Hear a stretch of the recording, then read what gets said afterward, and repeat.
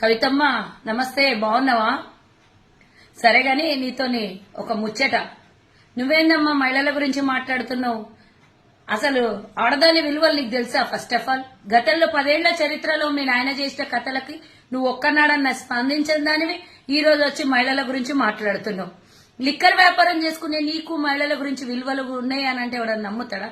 Liquor వ్యాపారం చేసుకునేది మొగోలు. మంచి దారిలో ఎవరికైనా చూపించినావు ఎన్నడన్నా? గా వ్యాపారం చేసే దానివి ఆడవాళ్ళ గురించి మాట్లాడితే కనీసం బుద్ధి సిగ్గు ఉండాలి. ఏమన్నా మహిళల గురించి మాట్లాడి ధర్నాలు చేస్తావు, మహిళల గురించి మాట్లాడి ట్వీట్లు పెడతావు, ఈ రోజు ఆడ ప్రోటోకాల్ గురించి మాట్లాడతావు. అసలు నీకు అవసరం లేని దాంట్లో జోక్యం ఎందుకు చేసుకుంటున్నావు? మీ నాయన దళిత ముఖ్యమంత్రిని ఇయ్యనప్పుడు అడగలేదు గాని మీ నాయన డిప్యూటీ సీఎం ని తీసుకొని పోయి బడకేసి పక్కకు పడేసిందన్న విషయం మర్చిపోయి ఈ రోజు వచ్చి మా నాయకుల గురించి మాట్లాడుతున్నావు. పూజ చేస్తున్న సమయంలో ఆశీర్వచన సమయంలో దంపతులు ఇద్దరు ఆశీర్వచనం తీసుకుంటుంటే లేటుగా వచ్చినందుకు అక్కడ పక్కన మేమే కూర్చుంటాము అని వాళ్ళు మాట్లాడితే దానికి ఒక ట్వీటు.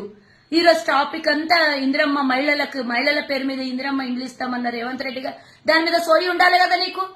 ఆడోళ్ల పేర్ల మీద ఆడోళ్లకు మహిళలకి ఇంత సహాయం చేస్తున్న ప్రభుత్వానికి నేను వ్యతిరేకించకుండా పర్వాలేదు, కనీసం విమర్శించొద్దు అనే బుద్ధి జ్ఞానం లేదా తల్లి నీకు? అది టాపిక్ డైవర్షన్ చేయడానికి ఇంకో ట్వీట్ పెడతావు. గీ దాని మీద ఎవడన్నా స్పందిస్తాడా? గీ దాని మీద ఎవడన్నా మాట్లాడతాడా? అసలు నీకు మీ అన్నకు ట్విట్టర్లు తప్పించి ఇంకో పని ఉండదా? ఫస్ట్ ఆఫ్ ఆల్ ఆడదాని అని గుర్తు చేసుకోను, పేరు పెట్టుకుని ఈరోజు జాగృతి ఏదేదో క్యాన్సిల్ చేసుకున్నావు అంట కదా, జాతీయ జాగృతి పేరు మీద నీది బీజేఆర్ ఏదో క్యాన్సిల్ చేసుకున్నావు అంట కదా. అన్ని క్యాన్సిల్ చేసుకొని ఇంట్లో పండుకో.